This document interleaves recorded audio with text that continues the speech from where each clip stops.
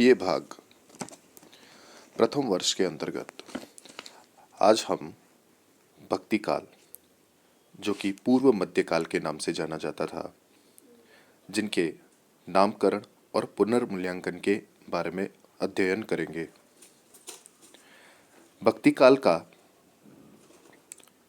जो समय बताया जाता है वो 1375 से 1600 यानी सन 1318 से 1645 के बीच में बताया जाता है। भक्ति काल के नामकरण का पुनर्मूल्यांकन के बारे में हम पढ़ेंगे। आचार्य शुक्ल ने पूर्व मध्यकाल को भक्ति काल की संज्ञा से भी अभिहित किया है, जो कि प्रस्तुत काल की केवल एक ही प्रवृत्ति को ध्वनित करता है, जबकि सच यह है कि इस काल में भक्ति की धारा के साथ साथ काव्य की अन्य अनेक परंपराएं भी पर्याप्त सक्रिय रही। शुक्ल जी ने ज्ञानाश्रयी, प्रेमाश्रयी, कृष्ण भक्ति तथा राम भक्ति की धाराओं का उल्लेख तो किया है, किंतु उन्होंने रसिक भक्ति की एक सशक्त काव्य धारा की अपेक्षा कर दी है। हमारा यह विश्वास है कि समूचे मध्यकाल में काव्य की समान धाराएं प्रवाहित होती रही है। इस काल में धर्म, राज्य तथा लोकाश्रयों में साहित्य सृजन की प्रक्रिया बराबर चलती रही। भक्ति की धारा के अतिरिक्त मैथिली, गीति परंपरा, ऐतिहासिक रास काव्य परंपरा, चरित काव्य परंपरा, ऐतिहासिक मुक्तक परंपरा, शास्त्रीय मुक्तक परंपरा, रोमांटिक कथा काव्य परंपरा और स्वच्छंद प्रेम काव्य परंपरा की वेगवती काव्य धाराएं मध्यकालीन साहित्य को उर्वर बनाती रही है, जिन्हें किसी भी दशा में भक्ति की धारा से क्षीण नहीं कहा जा सकता है। अतः प्रस्तुत काल को पूर्व मध्यकाल के नाम से पुकारना अपेक्षाकृत अधिक निरापद है। आधुनिक अनुसंधानों के द्वारा पर्याप्त नवीन सामग्री के सामने आ जाने पर पूर्व मध्यकाल को भक्ति काल की संज्ञा से अभिहित करना उनकी एकांगिता का सूचक है। हिंदी साहित्य के भक्ति काल की परिस्थितियों के बारे में हम सबसे पहले राजनीतिक परिस्थितियों के बारे में अध्ययन करेंगे।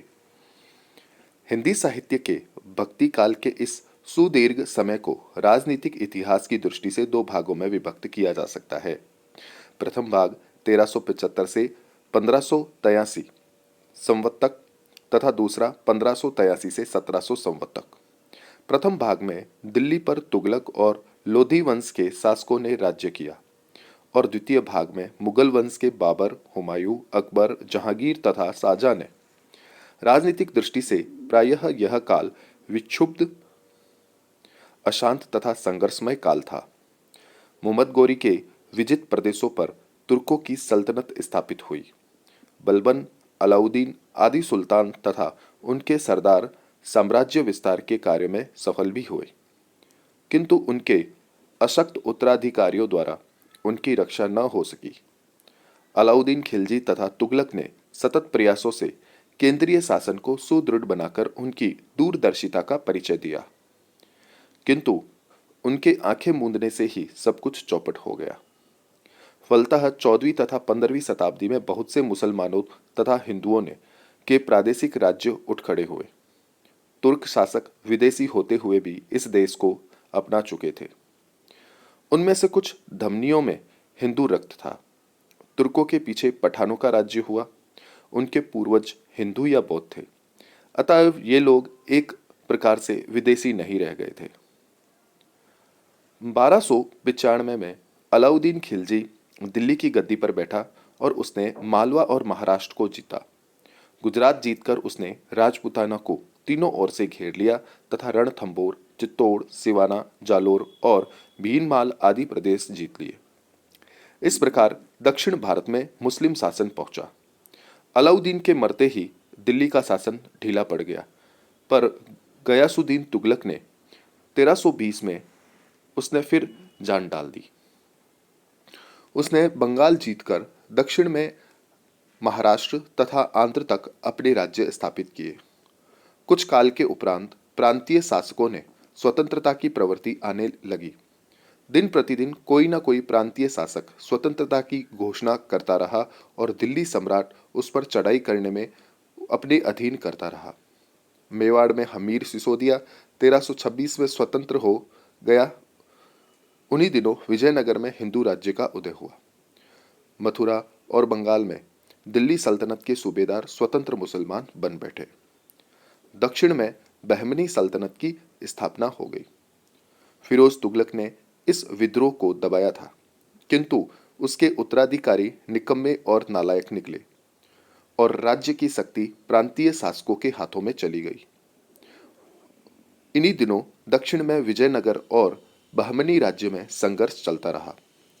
वैसे तो तुर्क साम्राज्य काफी खोखला हो चुका था, किंतु 1398 में दिल्ली राज्य तैमूर की निर्मम ठोकर को खाकर संभल न सका। 15वीं शताब्दी प्रांतीय शासकों का युग है। इसमें राजस्थान में मेवाड़ की उन्नति हुई। महाराणा लाखा, चूड़ा और कुंभा के शासनकाल में वह एक प्रमुख शक्ति बन गया। मालवा, गुजरात, बंगाल, जीनपुर और कश्मीर में स्वतंत्र रियासतें ही थी। तिरहुत में कामेश्वर नामक ब्राह्मण ने हिंदू राज्य की स्थापना की और उसके पुत्र गणेश ने उसे स्वतंत्र करा लिया। गणेश्वर का पुत्र कीर्ति सिंह और पौत्र शिव सिंह स्वतंत्र हिंदू राजा थे। बुंदेलखंड में गाहड़वाल वंशज बुंदेल सरदार राज्य करने लगे। उड़ीसा में सूर्यवंशी कपिलेंद्र ने स्वतंत्र राज्य की स्थापना की। 16वीं शताब्दी में जब बाबर ने आक्रमण किया, तब उस समय सभी स्वतंत्र प्रादेशिक राज्य थे। उस समय भारत में प्रमुख शासक पश्चिमी मंडल में मेवाड़ के राणा सांगा और दक्षिण में विजयनगर का कृष्णदेव राय थे। बाबर ने 1526 में पानीपत के मैदान में युद्ध के नवीन उपकरणों के प्रयोग से इब्राहिम लोदी को पराजित किया। दिल्ली से आगे बढ़ते ही उसकी राणा सांगा से मुठभेड़ हुई, किंतु वहां पर भाग्य ने बाबर का साथ दिया। सांगा के पश्चात राजपूतों में प्रतिरोध की क्षमता न रही, पर पठानों ने हिम्मत न हारी और प्रतिरोध जारी रखा। पठान शासक शेरशाह सूरी ने साधनों के बिना हुमायूं को पूरी तरह पराजित किया। शेरशाह के समय में ही हिंदी का अमर काव्य पद्मावत लिखा गया। शेरशाह के उत्तराधिकारी अयोग्य निकले और उधर मुगलों का नेतृत्व अकबर जैसे प्रतिभाशाली व्यक्ति के हाथ में था। हेमचंद्र के नेतृत्व में पठानों ने पानीपत के दूसरे युद्ध में अकबर का डटकर मुकाबला किया, किंतु अंतोगत्वा अकबर का पलड़ा भारी रहा। दिल्ली सम्राट अकबर के सामने देश के छोटे छोटे हिंदू और मुसलमान राजाओं ने एक एक घुटने टेक दिए और अकबर के समय में मेवाड़ के राणा प्रताप ने उनकी अधीनता न मानी और आजीवन लड़ता रहा। प्रताप का पुत्र अमर सिंह जहांगीर से 16 वर्ष लड़ा, पर अंत में उसने अधीनता मान ली। प्रस्तुत काल में इस विस्तृत दौरे से एक बात नितांत स्पष्ट है कि विदेशी आक्रांताओं के द्वारा आया देख और नष्ट कर दिया समान कुछ क्षणों, घंटों या दिन भर में भारत पर आधिपत्य स्थापित नहीं हुआ, बल्कि उन्हें देसी शासकों के प्रतिरोध का बुरी तरह सामना करना पड़ा। यहाँ के देसी शासक अंतिम दम तक प्राणपण से स्वाधीनता के लिए जूझते रहे।